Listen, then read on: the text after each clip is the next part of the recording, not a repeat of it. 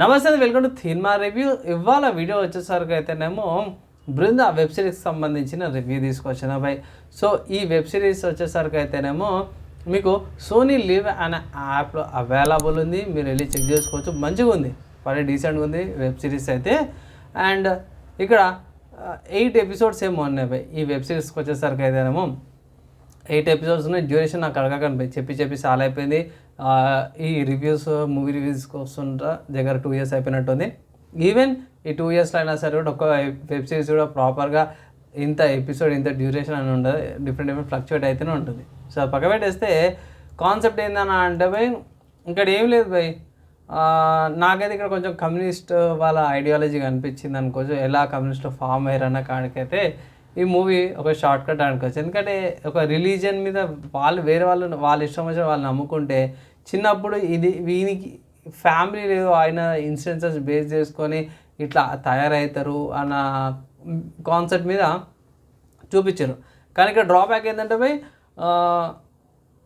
చూపించే విధానంలో మాత్రం కొంచెం చాలా డ్రాబ్యాక్ అనిపించింది. అండ్ ఇక్కడ మంచి విషయం ఏంటంటే, మన హైదరాబాద్లో బల్కంపేట ఎల్లమ్మ గుడి కాడ కూడా కొన్ని షార్ట్స్, కొన్ని యాంగిల్స్ ఉన్నాయి. హైదరాబాద్లో కూడా కొన్ని సీన్స్ అయితే మన వాళ్ళు రికార్డ్ చేసిరమ్మంటే కొన్ని బాగా అనిపించాయి. అరే మన హైదరాబాద్ సంబంధించిన లొకేషన్స్ కూడా ఈ సిరీస్లో యూజ్ చేసిరని అదొక సాటిస్ఫాక్షన్ ఉంది. మంచి మంచి యాక్టర్స్ కూడా ఉన్నారు. త్రిష గారు ఉన్నారు, కృష్ణన్ గారు, ఇంద్రజిత్ గారు, సుకుమార్ గారు, జయప్రకాష్, ఆమెని రవీంద్రన్ విజయ్ గారు, వీళ్ళందరూ మంచి మంచి యాక్టర్స్ ఎవరైతే ఉన్నారు వాళ్ళందరూ కూడా ఉన్నారు బై. ప్రాబ్లం ఏం లేదు. స్టార్టింగ్ ఫస్ట్ ఎపిసోడ్లో నాకు ఇక్కడ అనిపించిందంటే, కొండ ప్రాంతంలో అడవిలో అమ్మవారు ఉందనేసి అది అంటారు. సో అమ్మవారు ఉన్నప్పుడు అక్కడ స్తంభం ఉంది, విగ్రహం లాగా చూపిస్తారు. కానీ అడవిలో ఎట్లుంటుంది అంటే అంటే మోస్ట్లీ వాళ్ళ పూజ విధానం డిఫరెంట్గా ఉంటుంది. ఇక్కడేమో డైరెక్ట్ స్టాచ్యూస్ లాగా చూపించారు అనమాట. దాన్నే కీ పాయింట్ లాగా చూపించారు.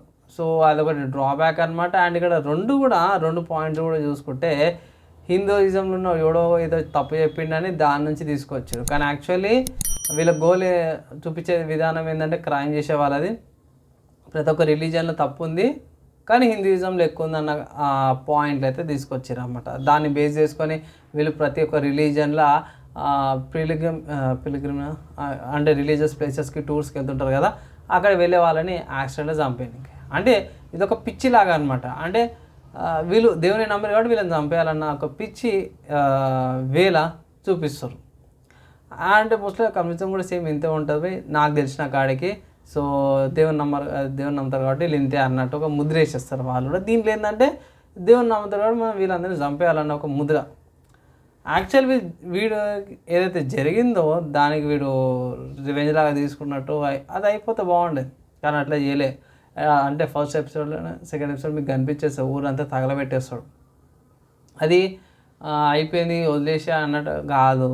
అండ్ ఆబ్వియస్గా బై ప్రతి దానికి హిందూ గుడిలోనే టార్గెట్ చేస్తారు. సో ఆ సీన్ నాకైతే అస్సలు సెన్స్ అనిపించలేదు. గుడికి పోయిందంట, అసలు వాళ్ళు ఎందుకు పోతారో నాకు అర్థం కాదు. సో ప్రతి దానికి గుడిలో కాలు పెట్టిండు, అది నూకిండు అన్నట్టు. సో సెన్స్ అనిపించలేదు బై. రొట్టెలాగానే రొటీన్ డైలాగ్ అట్లా చూపించారు. అది బాగా హట్ అయినాయి అక్కడ.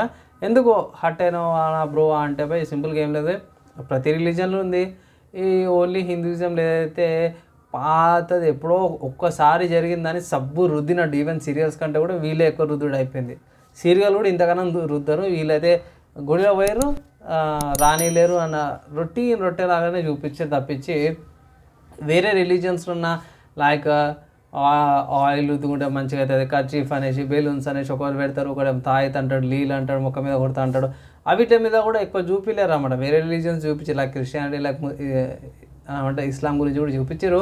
కానీ అంత డీప్ రూటెడ్గా అయితే చూపించలేరు. ఇక్కడ 2 పర్సన్స్ కూడా ఒకే రిలీజియన్స్ నుంచి బాధపడ్డ వాళ్ళు వీళ్ళే టార్గెట్ చేస్తున్నట్టు చూపించింటే 3 రిలీజియన్స్ తీసుకొని యునైటెడ్గా చూపించేది ఉండే, అది చూపించలేకపోయారు అనమాట.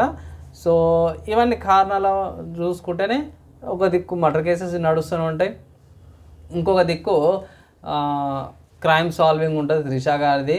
సో ఆమె లైఫ్, జాబ్, పాలిటిక్స్ అవన్నీ కూడా ఈ వెబ్ సిరీస్లో అయితే ఇంక్లూడ్ చేసిరు అన్నమాట.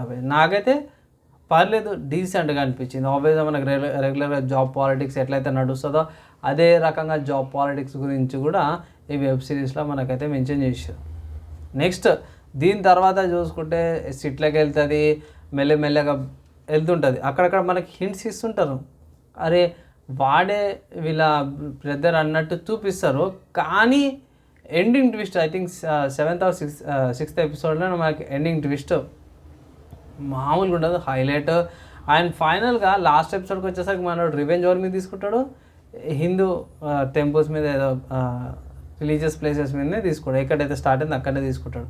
సో ఓవరాల్గా చూసుకుంటే పోయి నేనైతే ఇది హిందూయిజంకి మోస్ట్లీ టార్గెటెడ్ లాగా అయితే నాకు అనిపించింది.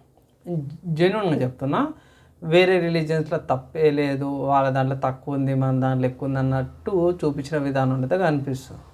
ఇది పక్కకు పెడితే స్టోరీ పరంగా క్రైమ్ థ్రిల్లర్ ప్రకారంగా ఏదైతే సస్పెన్స్ ఉంటుందో లేకపోతే ఇట్లా ఏదైతే సోషల్ ఫ్యాక్టర్స్ ఉంటాయో అవన్నీ కూడా పర్లేదు, డీసెంట్గా ఉంది. రేర్ సినారియోస్ కానీ మిగతా పోలీస్ వాళ్ళు ఎలా వర్క్ చేస్తారు, ఎలా టీమ్స్ ఫామ్ అవుతాయి అనే దాని మీద కూడా బాగా చూపించారు అన్నమాట. అంటే సిట్ ఎట్లా ఫామ్ అవుతుంది, అక్కడ కూడా జాబ్ పాలిటిక్స్ ఎట్లా యూటిలైజ్ చేస్తారు అనే దాని మీద కూడా మంచిగా చూపించారు అన్నమాట. నాకైతే బాగా అనిపించింది. ఓవరాల్గా ఈ వెబ్ సిరీస్కి నేను ఇచ్చే రేటింగ్ చూసుకుంటే మాత్రమే 2.95 అవుట్ ఆఫ్ 5 స్టార్స్ ఇస్తున్నా. డీసెంట్గా ఉంది. అదే దాని అదే ఆ వేరియేషన్ ఏంది 2.95 ఎందుకు ఇచ్చినావు అంటే చెప్పినా కదా, యాక్చువల్లీ 3.75 వేయాల్సింది, కానీ మిస్రిప్రజెంటేషన్ పర్టికులర్గా టార్గెటెడ్ ఒకటే రిలీజియన్కి ఇచ్చేసి మిగతా వాటికి అంటి ముట్టనట్టు వేరే రిలీజియన్స్ కూడా చూపించినందుకు కొన్ని లాజిక్ లేని సీన్స్కి ఇంత తక్కువ ఇవ్వాల్సి వచ్చింది అనమాట. అండ్ 2.95 ఎందుకు ఇస్తున్నా అంటే మిగతా వాళ్ళ పర్ఫార్మెన్స్ కానీ, యాక్టింగ్ కానీ, సినిమాగ్రఫీ కానీ, క్రైమ్ థ్రిల్లర్ సిరీస్ కానీ అది బాగుంది. దానికి ఈ మిగతా రేటింగ్స్ ఇచ్చిన, మిగతా వాటికి కటింగ్స్ అయిపోయినాయి అనుకోవచ్చు అంతే. అండ్ ఫైనల్గా నా రివ్యూ నా ఒపీనియన్ అనమాట ఇది.